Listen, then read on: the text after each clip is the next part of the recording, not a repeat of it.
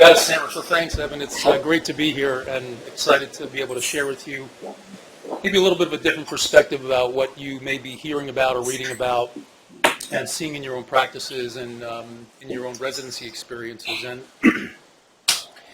I think what prompted me to think about how to put this talk together and what to share with you is something that I hear a lot from our faculty, from our fellows, is that they're seeing our system or other systems undertake these interesting approaches, relationships, partnerships, joint ventures, new construction, and don't quite have an understanding as to what the strategy is, what the rationale for it. And for most of the frontline faculty, physicians and residents, fellows, nurses, it's not always clear what the directionality is that the organization is taking. And I feel like I've been in a privileged position to be able to see both sides of what has been happening in healthcare over the last 5 to 6 years. Specifically, it relates to oncology, and there's just an incredible number of forces that are concentrating around healthcare. And we'll talk a little bit about what some of those are. And hopefully at the end you'll have a better understanding as to why your health system is undertaking certain relationships, doing things that may not necessarily make sense to you, and maybe get a better appreciation of as to how and the why health systems grow, maintain their financial position, sustain their brand, and do a better job of taking care of patients in this very evolving environment. I'm not going to put my jacket on. I've been wearing it all day, so I hope that's okay. California. Good. I appreciate that. I've got my drinks and my stuff and candies because I've been speaking all day, so thank you for your forbearance in advance. And I was on the plane this morning. I took the first flight out to get here, and I saw a documentary that I hadn't seen before. And I watch a lot of TV. I love TV. I watch everything on Netflix and on HBO and Stars and Showtime. And my kids all give me advice about what to watch and what not to watch. And I said there was a documentary about Muhammad Ali. And he's a remarkable athlete. And for those of you, I vaguely remember him when I was a kid. But for those of you who are older than me in the audience, probably have more distinct memory of him. And it's really worthwhile to watch the video, not even to see how amazing of an athlete he is, but to watch how he moved, to watch how incredibly graceful he was as a fighter, but also as a speaker and as an individual.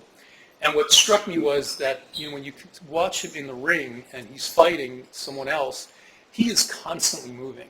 He has this energy about him. He has this nimbleness to how he positions himself, how he's constantly. It's almost like he's trying to make the opponent think that he's doing something else. And in a way, that's what makes healthcare systems successful. They're very nimble. They're constantly moving. They're always looking for new opportunities, ways to take advantage of their own strengths and to grow and to be successful. And I think a testament to that is that his final record when he retired was around 55 wins to 3 losses. I mean, that is just a remarkable record as a boxer.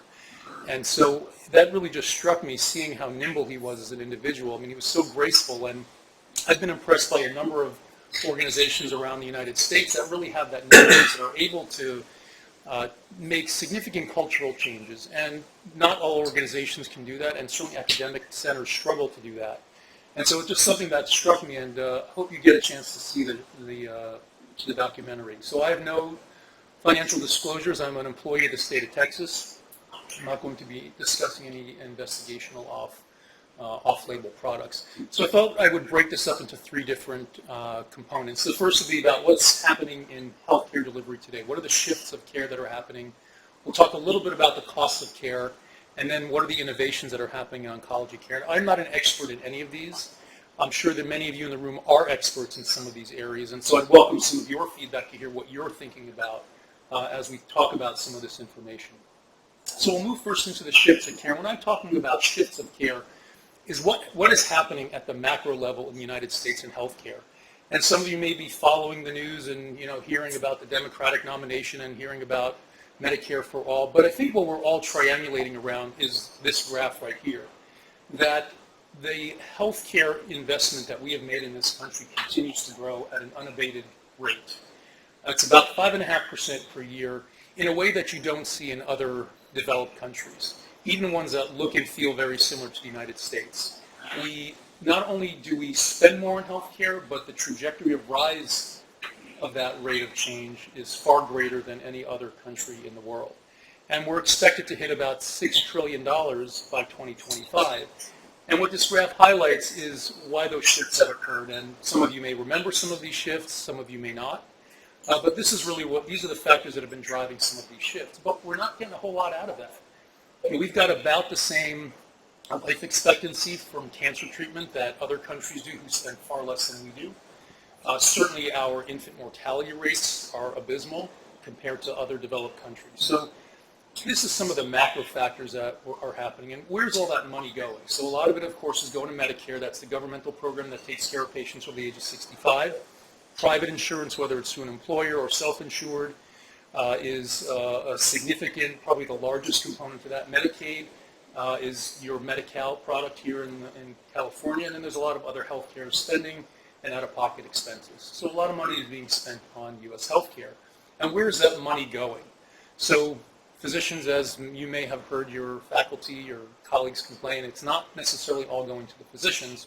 A lot of it is going to the drug spend, what we're spending on drugs today, and then to hospital care. And this continues to grow at a precipitous pace, continuously year over year, with very minimal change over time.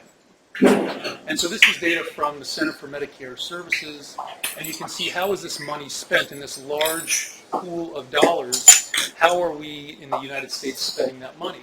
About a third of that is going to hospital care, about 20% is going to physicians and running their clinics, and then prescription drugs represents 10%. So even though there's a lot of discussion in the lay press about the cost of drugs and the rising prices of insulin and chemotherapeutic agents, drugs only represent about 10% of our spend in the United States per year. There's other areas. A lot of where we're seeing a lot of fraud in the market is in this space, in the home health, nursing facilities, and ambulance care. And so these are kind of like the cracks where things fall into, and that's where you start to see a lot of the medical waste and healthcare fraud.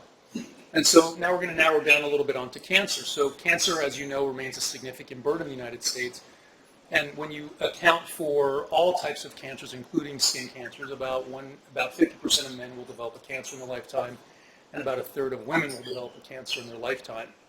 And nearly 50% of these cancers are preventable. There's a huge opportunity that we have not embraced in this country yet.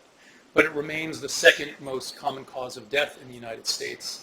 And so it remains a significant challenge. And we have not only about 1.7 million cancer cases per year, but nearly 20 million people living with cancer other than skin cancers in the United States year to year. So a major survivorship issue. And it's not as though the incidence of cancer is going down. It continues to grow because we've got an aging population, because we have an expanding population in the United States. We have large communities moving into the United States, and so we continue to see growth in a number or nearly all disease sites, and these continue to rise about 11% per year for the next over a 5-year period. But what's interesting is that some of you may have seen what's happening is that in the past, and I remember this as a resident, a lot of the cancer care was delivered in the hospital. And what we're seeing now is a major shift out of the hospital into the ambulatory settings. And so you begin to see large retail centers having a cancer center or an infusion center. You have freestanding radiation facilities. I passed a few coming here. I passed a few cancer centers on the way here. Some of them are affiliated with your competitors or with your organization, and some of them are just freestanding. So there's this shift out of the hospital. Inpatient beds, we don't need as many beds as we have right now, but we need more buildings to take care of patients in the ambulatory setting, and that's going to continue to grow at a pretty significant pace over the next 10 years. And you see the shift here. You know, when you compare the inpatient cancer volumes versus the outpatient cancer volumes, this shouldn't surprise you. You know, most patients who have lung cancer are going to end up in the hospital because they're going to have a thoracotomy, or they're going to get in trouble with the complications related to chemo, colorectal, etc. On the other hand, a lot of breast, a lot of GYN, a lot of skin cancer, prostate, a lot of that can be managed in the outpatient setting. And so you see this major shift into the outpatient setting, and that's why you're starting to see large freestanding cancer centers grow around the United States. The cost of taking care of patients has nearly doubled over the last 10 years. And it's for a few reasons. One is the rising cost of hospital admissions, and the other is the rising cost of drugs.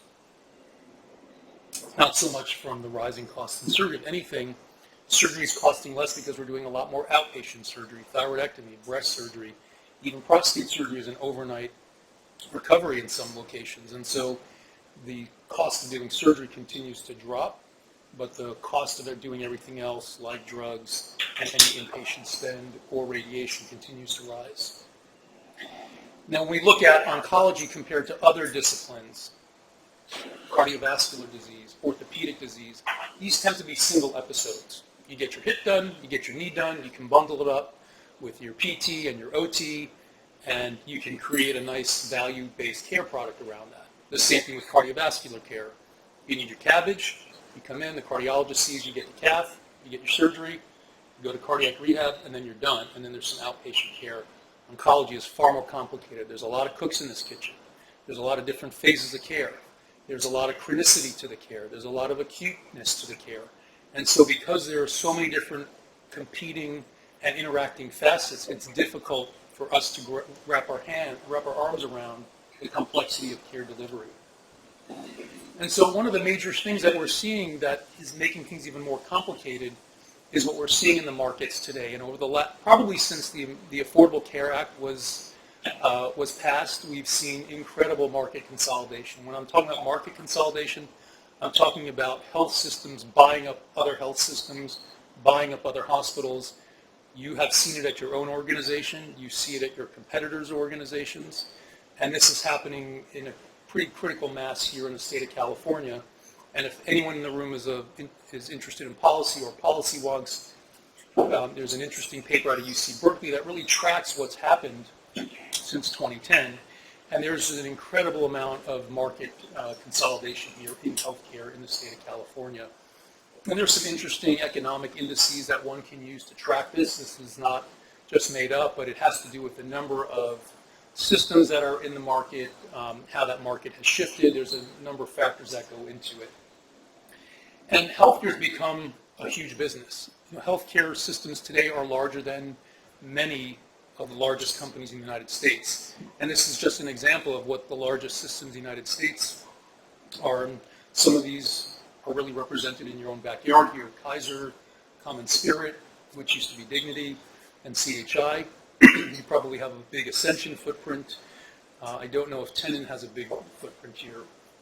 But you can see that when you look at the operating revenue, these are big companies, and they continue to grow in size and scale. Some of them are mostly focused in their own markets, but then some of them have gone nationwide, like HCA, Common Spirit, Kaiser, Ascension, et cetera. UPMC has a broad play across the state of Pittsburgh. The Partners is in the New England market. And so just to talk a little about what's happening in Houston, we also have these same drivers of care, massive population growth. There's major demographic shifts that we're seeing.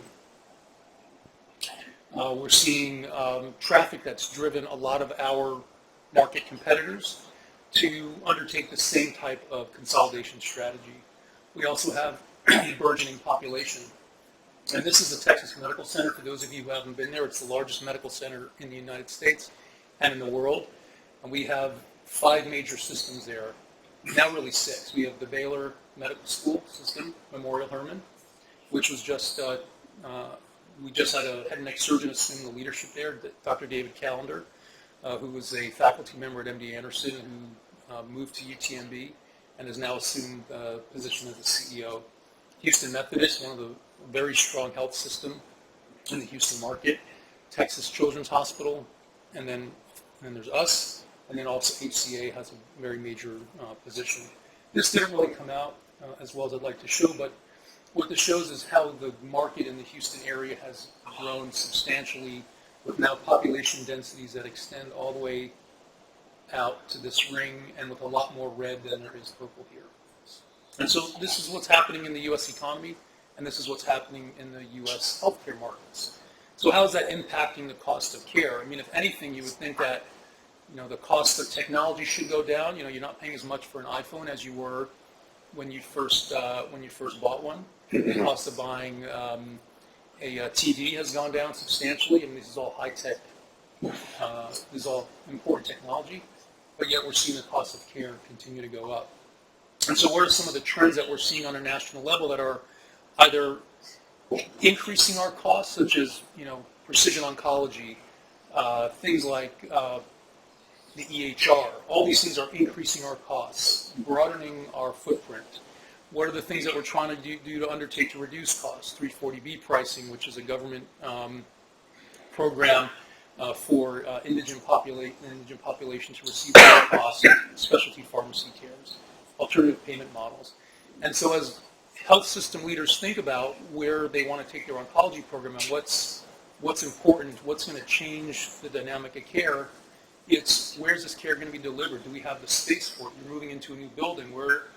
Where's all this care going to be delivered? Do you have the capacity to increase the number of patients that may come as you expand your network? If you open up the floodgates, is there capacity in the system to undertake that care? If it's not, where are you going to deliver that care? And how are you going to track that? If you acquire a multi-specialty group, how are you going to track how well they're doing as they take care of patients? What is the quality that they're delivering? And so these are the things that we're beginning to see occurring and people thinking about in oncology today.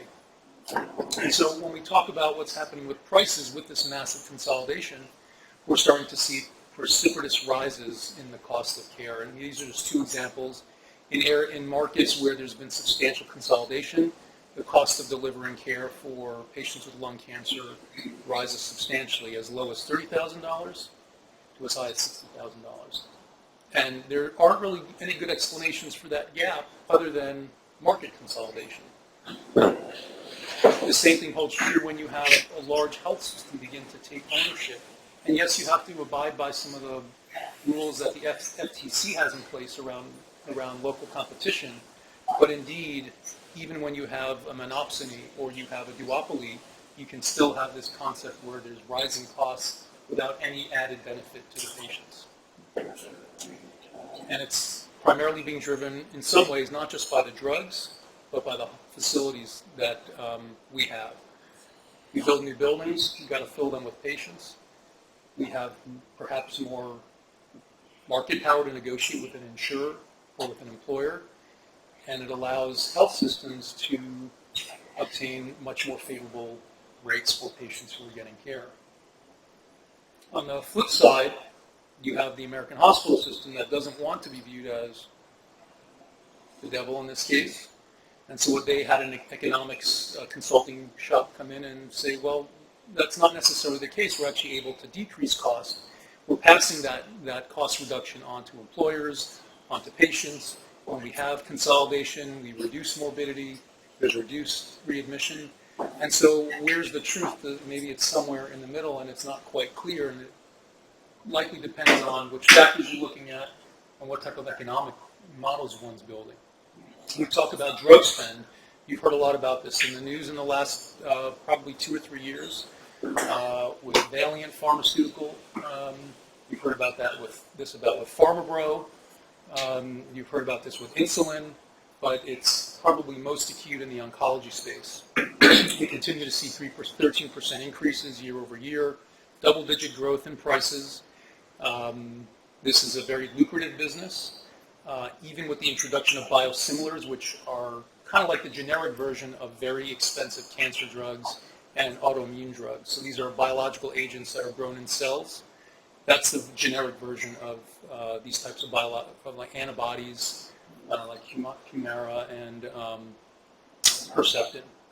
One thing that's been driving this is the Orphan Drug Act in 1983. This is one of the unintended consequences of was good legislation. For patients who don't really have a drug company that wants to develop a drug, there were some incentives put into place for drug companies to develop drugs for patients with rare diseases. Most patients with cancer are part of a population of patients with a rare disease. Head and neck cancer is a rare disease. So now we have a number of important incentives that the pharmaceutical companies take advantage of as it relates to certain tax benefits, certain benefits around the IP that they're able to protect because of the Orphan Drug Act. And so the cost per year per patient continues to rise as well, and it's nearly $150,000 to take care of a patient with cancer just from the drug spend. compared to nearly 20 years ago. And there's a lot of consternation in the press and among politicians and among the pharmaceutical industry.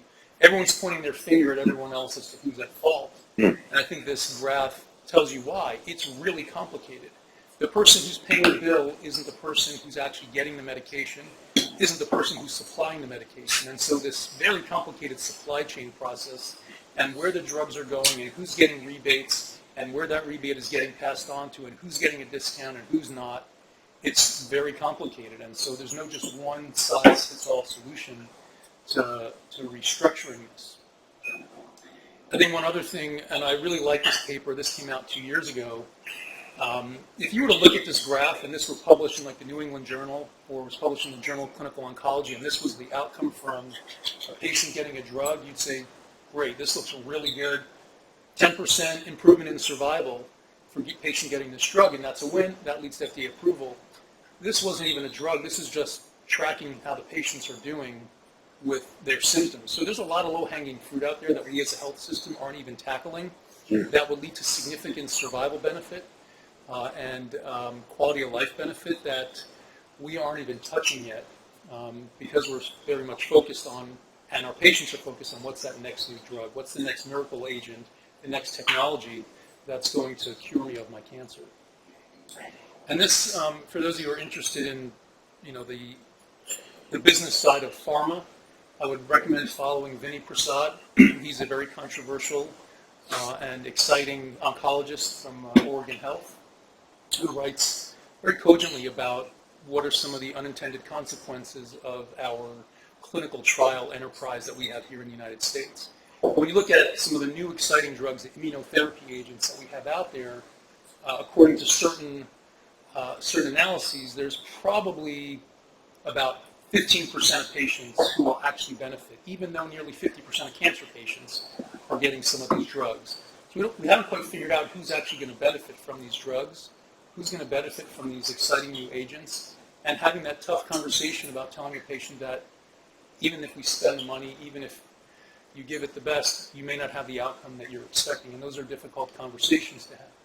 And you can see that a very small percentage of patients are actually going to benefit from some of these new FDA-approved agents. This is an exciting area of growth in the healthcare in the healthcare ecosystem is the capital markets. There's a lot of cash flowing out there. We've had, since 2008, a run on the stock market. There's a lot of capital. Interest rates are very low. It's very easy to borrow money. The venture capital firms, as many of you are familiar with in this environment, the private equity groups, banks, have a lot of cash on hand, and the healthcare is the next place that they're spending their money. It's in tech, and it's in healthcare. And you can see they're not just buying hospitals, they're buying dermatology practices, they're buying orthopedic practices, they're buying cardiology practices. And their goal is not necessarily for improvement in patient care, they're looking for return on investment. And that's the raison d'etre that private equity has. Doesn't matter how good of a doc you are, doesn't matter how good you take care of a patient. If you're not churning through the patients and generating volume and revenue, you're a loss to the system. So they're in every business now. They're getting into long-term care. They're looking to partner with groups like ours. I'm sure they've approached your organization to find some niche that no one's really thought of, all chasing the value that we as a health system, we as physicians have created. And the returns are quite nice in private equity for healthcare, with multiples in the 10s to 20 range. So you invest $1, you get $10 back or $20 back in 2 to 5 years. You sell it off, you spin it off, or you sell out, or you close it down and sell off the assets.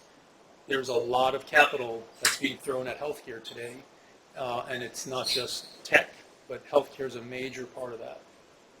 And so this chasing the dollar is really driving some of the costs that you're seeing happening in the rising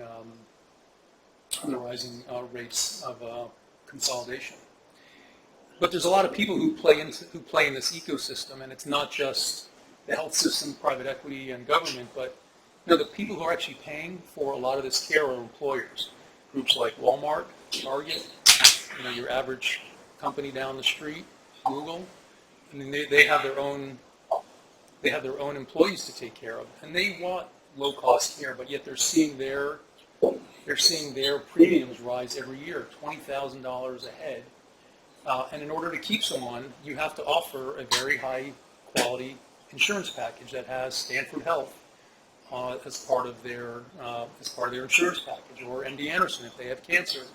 They also want really good outcomes. They want their employees back to work, healthy, not on disability, in a reasonable time frame. Because that's what allows their employees to be happy. That's what provides shareholder value, and that's really how that company is going to continue to thrive. And many of you may have seen this last week that Amazon is now starting to send all their cancer patients, if they want to go, down to City of Hope. And it's an interesting model. We can talk about that if anyone has any interest in hearing a little bit about some of the foundation for that. But we're starting to see a lot of these types of things. Employers working directly with health systems rather than going through an insurer to undertake this.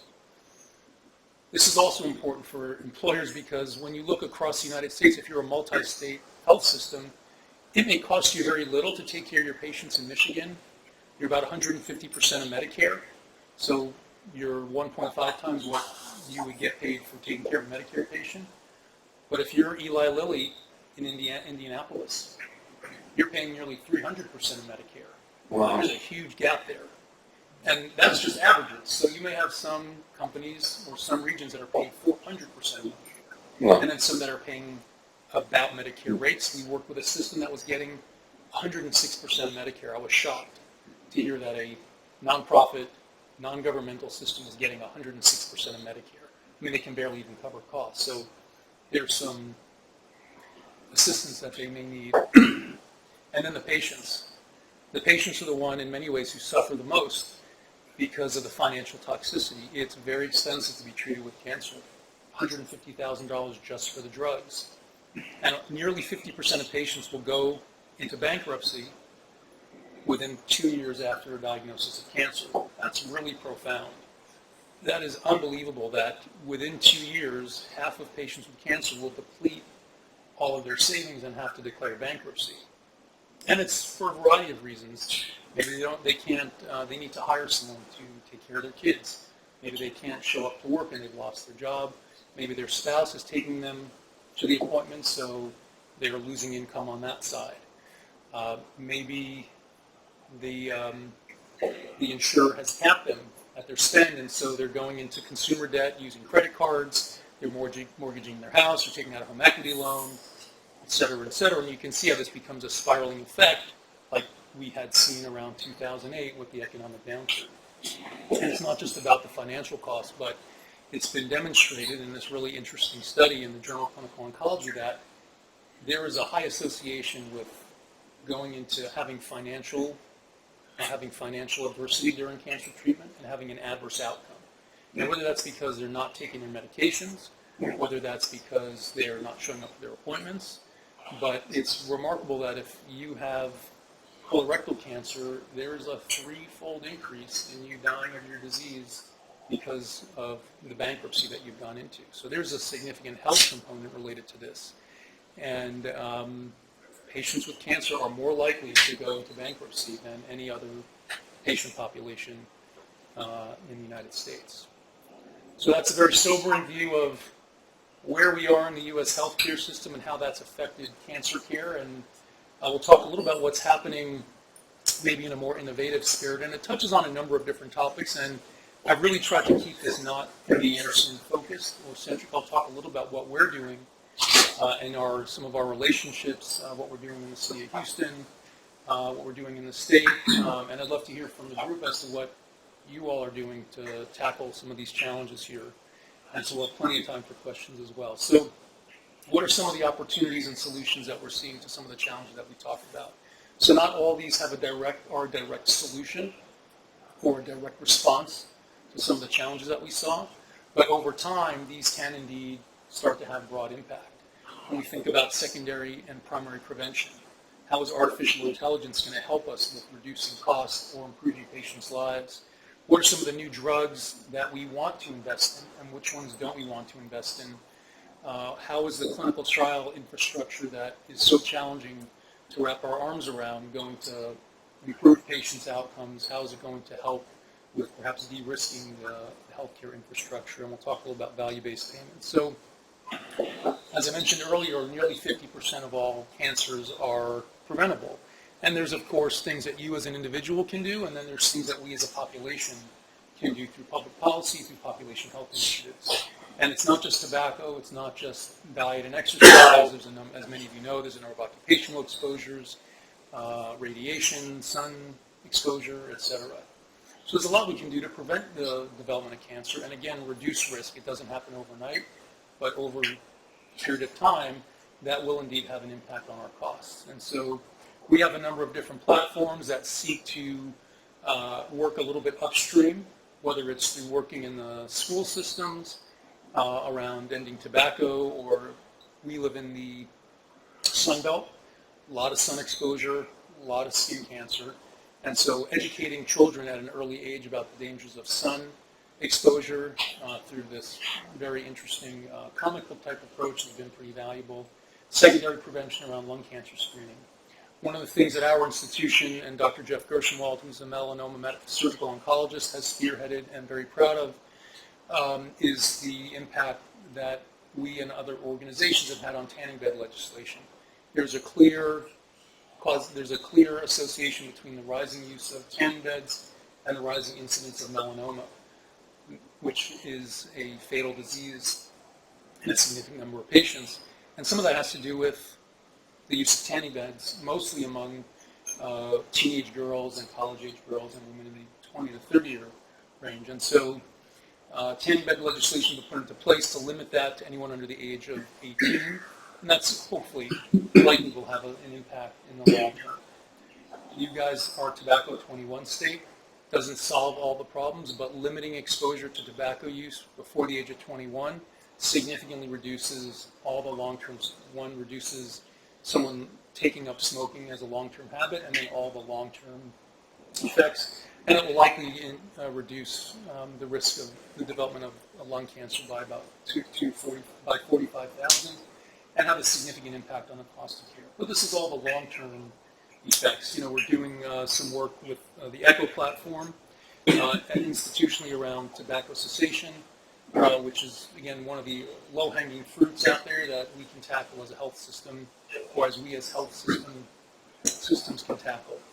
And then, of course, you're all familiar with HPV vaccination efforts. Again, we're already starting to see the fruit of HPV vaccination in reducing dysplasia development in young girls, and we'll likely start to see this effect long-term on head and neck cancer, penile cancer, and anal cancers. One thing that we've done in the state is invest significantly through state efforts into cancer control and cancer research. And the CPRIT is a publicly funded $3 billion corpus of funds. It's going to be renewed next month. No one here lives in Texas, but it's on the ballot to renew it. But CPRIT is now the second largest governmental funder of cancer research after the NIH in the world. And so these are substantial resources that our state is committing to end cancer, reduce the risk of cancer. And it really is a collaborative effort among all the institutions. It's not just the UC system, but it's a number of other institutions in the state that are participating in this. Excuse me. Everyone's very excited about where AI is going to take us. There's a lot of money being put into artificial intelligence. And where can it really have an impact in cancer? I don't really have a line of sight for surgery yet. But when you think about what are some of the ways that we can utilize AI, we're already utilizing AI in pap smears. We're not really using pathologists to look at all these. So there's already AI embedded into some of the screening processes. And maybe there's some atypical risk factors that we will pick up on using large data sets. But it's really in the space of pathology and radiology, allowing for large-scale screening of patients, undertaking more broad-based pathologic evaluation. And then we're also using it in our institution for drug discovery, value-based care, and operations. This was a phenomenal paper. For those of you who are interested in IT and AI, this group did a crowdfunding contest to see who can build, anyone out there, who can build a radiation oncology planning platform with significant funds. I think the top prize was $50,000, and they continued to iterate on this until they had a platform that did just as good of a job, if not better, than a radiation oncologist could do in planning for lung cancer treatments. So just remarkable work, and it didn't really cost them a lot to do, and now this is going to be commercialized. We have a partnership with Varian that was just announced last week to help to co-develop a large platform around radiation planning that we're going to be implementing throughout the network. Here's an example of one of our radiation physicists who's developed a more low-tech radiation planning assistant that allows very rapid auto-contouring that we're going to be implementing through our international network over the ensuing years in collaboration with some other healthcare systems in regions of a great need for radiation physicists. It's interesting, there's a lot of countries that have bought Linux, but they don't have the capacity, they don't know how to use them. There's no radiation physicist to actually do any of the planning. So sometimes a lot of the excitement that we see around about donating resources to low-income countries is not necessarily achieving its stated goals. And this is one example of how to overcome some of that. Rapid auto-planning for radiation oncology. And then identifying patients who would benefit from receiving immunotherapy. This is a really neat paper looking at deep machine learning, and I believe it was colorectal cancers, where instead of all the time that a health system needs to do some very complex immunohistochemistry or to send out their specimens and wait 3, 5, 7 days for the reports to come back, here you can use deep machine learning to identify a finding called MSI, or microsatellite instability, in patients who have cancers, and rapidly identify those who would benefit from immunotherapy. Shift gears a little bit to some of the other exciting oncology technologies. CAR Tcell, many of you have heard about CAR Tcell. Very expensive therapy, highly customized. You're basically extracting cells from the patient. You're re-engineering them so that they express factors that cause tumor necrosis, as well as an inflammatory response, an anti-cancer response, and it leads to very substantial outcomes with patients having just remarkable turnarounds in their clinical situations. But it's not for everyone, because when it doesn't work, it really doesn't work, and it is incredibly expensive. Costs of just to get the drug itself, or it's not really a drug, but we'll call it a drug, it's nearly $500,000 just to have it made in California, down in Southern California. And so, what if we were to really put a dollar value around someone's life, what % response rate for survival do you need to have for this to be cost effective? Is it someone living 2 years? Is it 3 years? Is it 5 years? At what point is the health system be willing to pay? Is an employer going to be willing to pay? And these are some of the difficult questions that health systems are struggling with right now. They want to be able to offer this to their patients, but they can't because they're going to go bankrupt. And I know of one cancer center that their entire margin for the year was eliminated because of a patient who had a CAR Tcell infusion. And so there's a lot of unique ways people are trying to pay for this. There's a money-back guarantee that's been proposed. There are rebate plans. You can pay it in installments, or rethinking the paradigm. And we and others are focusing on other types of CAR cells. So not just CAR T cells, but CAR NK cells or CAR macrophages. There's a variety of different technologies.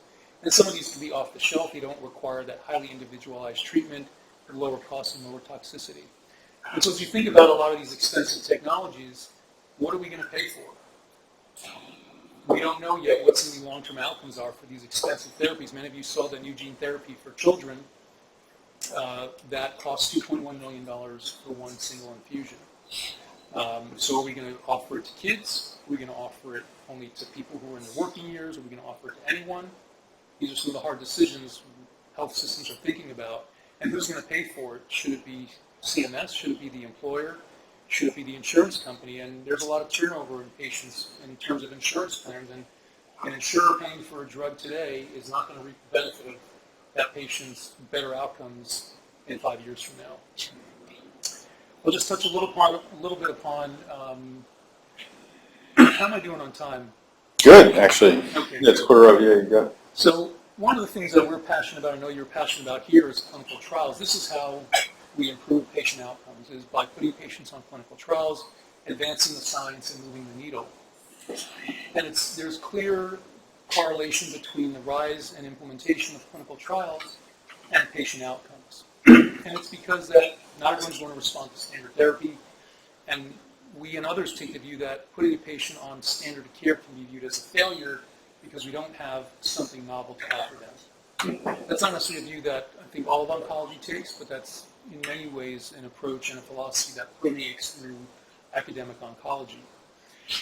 And we can't expect patients to drive for hundreds of miles, be away from family to have a clinical trial. And so we and others have been trying to move our clinical trials outside of our four walls, permeate them throughout our programmatic relationships and collaborations, and really try to build a different approach to offering very unique, state-of-the-art clinical trials to patients that aren't just me-too drugs, which is what we're seeing a lot of.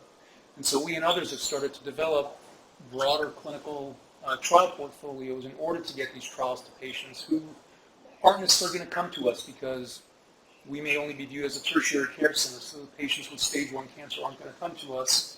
If they're not going to come to us, we need to bring the clinical trials to them, and that'll help reduce costs. And so we overlay our map of where we have our programmatic partnerships with the map of where cancers are most prevalent and what type of cancers are most prevalent. And so really targeting clinical trials to the locations and the diseases that have the highest penetrance in those particular markets. Just talk a little about where clinical trials are heading. So many in the oncology world view that the most important clinical trials are the ones that are looking at novel agents, the next immunotherapy. But there's a lot of me-too drugs that are out there. We don't need 6 PD-L1 inhibitors or 6 PD-1 inhibitors. There's a lot of, I would say, low-hanging fruit in the space of radiation oncology. Shorter durations for radiation, QA and QI to improve patient outcomes, just like you saw in that PRO study. We're just calling a patient and asking how they're doing. Limiting admission to the hospital can actually be impactful. Surgical trials that we probably need to do a better job as a discipline. But also thinking about not putting patients into disease buckets, but putting them into buckets around what their molecular phenotype is.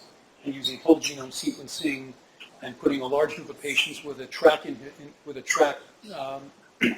mutation into a clinical trial, rather than looking at patients and their diseases from a disease standpoint. What's really unique is some of the alliances that we've seen develop and we're undertaking. There are more clinical trials and more drugs that are out there than there are patients in the oncology, more patients that can be enrolled in these trials. And there's a lot of trials that are going unfilled because there are just too many drugs that are out in the pipeline. And so we as health systems have to rethink what is the value that we have. We have the patients. Patients are an important asset. They're also whom we need to provide that care for. And so I think we need to rethink how we position ourselves as we work with pharmaceutical and biotech companies around not being their clients, but rather being their strategic partners in some of these co-developments and saying, no, we're not going to do the 4th or 5th type of PD-1 or PD-L1 inhibitor out there. We just don't need another one. And that's where the trial selectivity comes in. Just a few more minutes on quality and standards. There's a lot of different groups out there that purport to have the appropriate quality guidelines and pathways. And they're not wrong, they're just different. Each has their own particular spin, their own particular group that have curated them. And so there's a lot of different pathways and standards that are out there. And as we begin to grow our community relationships, are we able to deliver that same level of care at an affiliate that we can at the mothership, as it were? And there's conflicting data out there that we can get pretty close. I think what some of the data shows is that good high-quality systems tend to join forces with other high-quality systems, and that we all have room to grow in our quality, whether it's in surgery and radiation, chemotherapy. And so we focus on ERAS, we focus on NISQIP, which is the American College of Surgeons quality program. We developed a hub and spoke model around complex surgery and multi-team surgery for reconstruction. And just these are some of the ways that we implement quality at our own system. There's a lot of different players in the pathway and clinical decision support space. There's a lot of investment going into this area, much of it built around evidence, some of it built around insurers and their payment models. And they tend to work, and what we're really doing is we're reducing the variability around diagnostics and then therapeutics. And in a way, if we have a set platform, a standardized approach, we can eliminate some of that variability and reduce those unfavorable outcomes that we're starting to see, and really have transparency around the data and identify the patients that really should be on a clinical trial. When we look at our quality oversight system when it comes to radiation, our radiation oncologists recognize that not everyone is an expert in our network in head and neck cancer or gynecological cancers, and this is all QA and QI process. It's about learning to identify what are the important structures that we want to spare and what are the important targets for the high-dose radiation. And working collaboratively with other systems, we're able to reduce that non-concordance rate and have created really what I believe is an important resource for community oncologists who are delivering radiation. In the last couple minutes, I'll just touch on alternate payment models. The newest one that's coming out is in radiation oncology. It's really to reduce some of the high costs associated with IMRT, proton therapy, and some of the costs around the freestanding radiation facilities. And so there's going to be some at-risk dollars at play there, and it's going to be mandatory, unlike the oncology care model. Where are we headed? The upcoming election is going to really perhaps be a game changer for healthcare. Is Medicare for All going to be implemented? What is going to happen with big pharma, PBMs? They're all being called to Congress to testify about their role in the rising cost of care. What's CMS and FDA going to do? There's a lot of new partnerships that are developing. There's a lot of new entrants into the market. Google Ventures is now playing a significant role in the healthcare space, as is GE. We're starting to see a lot of interesting collaborations and partnerships and mergers that are going to have significant impact on care delivery over the next 10 years. For those of you who are interested, this is a great article about where we are, Texas and California are in their evolution. We're all perhaps driving toward the same point, and it's worth reading if you have a chance. So I think the takeaways here is that cancer care and health care is really complicated in 2019, and there's a lot of important forces that are changing that we haven't seen before. And the costs are really rising precipitously in a way that no single solution will solve. But perhaps with some new innovations in the market, in therapy, delivery, quality, and technology, we may start to see some of those benefits. Thank you.